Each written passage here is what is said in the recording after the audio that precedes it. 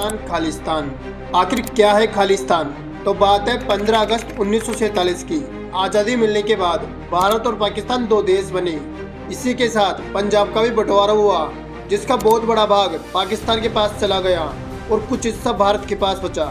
इसी के साथ लाहौर, जो कभी सिख साम्राज्य की राजधानी हुआ करता था, वो पाकिस्तान के पास चला गया। इसके बाद पंजाबी भाषा बोलने वाले लोगों के लिए एक अलग राज्य की मांग की शुरुआत हुई, जिसे पंजाबी सूबा आंदोलन नाम दिया गया।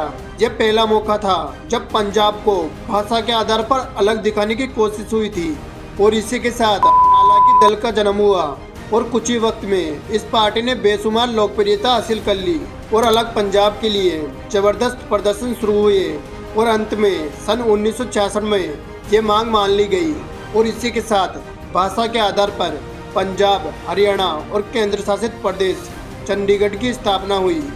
उसी दौर में खालिस्तान के तौर पर स्वायत्त राज्य समेत कई मांगे उठाई गई, जिन्हें उस समय के प्रधानमंत्री इंदिरा गांधी ने खारिज कर दिया।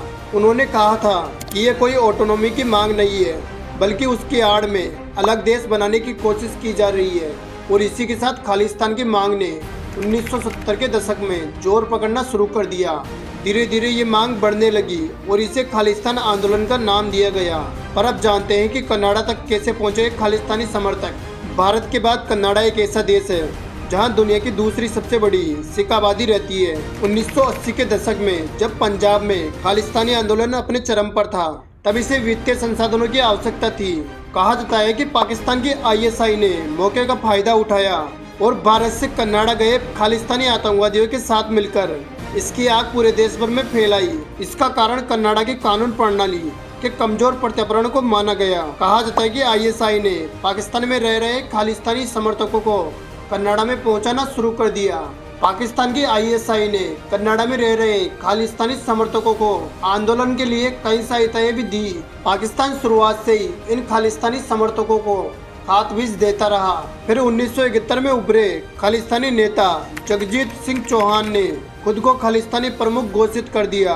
जगजीत एक दांतों का डॉक्टर था जो पंजाब छोड़ लंदन चला गया। उस समय के पाकिस्तान के सैन्य तानाशाह जनरल याहू खान ने जगजीत सिंह का समर्थन किया।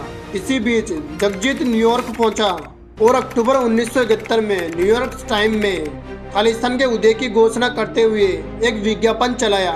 फिर साल 1974 आया जब भारत ने राजस्थान में पोखरण परमाणु परीक्षण किया। हालांकि ये फैसला कई देशों को रास नहीं आया, जिसमें एक देश कनाडा भी था। उस वक्त के कनाडाई प्रधानमंत्री जस्टिन ट्रूडो के पिता पियरे ट्रूडो ने परीक्षण का विरोध किया, जिससे दोनों देशों के रिश्ते भी बिगड़े।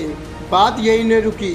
आगे 1982 में पियरे ट्रूडो ने पंजाब में 2 पुलिस अधिकारियों के हत्या के आरोपी तलविंदर सिंह परमार के प्रत्यार्पण से इनकार कर दिया। इसका जिक्र कन्नड़ी पत्रिका टेरी मेलेस्की ने अपनी पुस्तक ब्लड फॉर ब्लड में किया।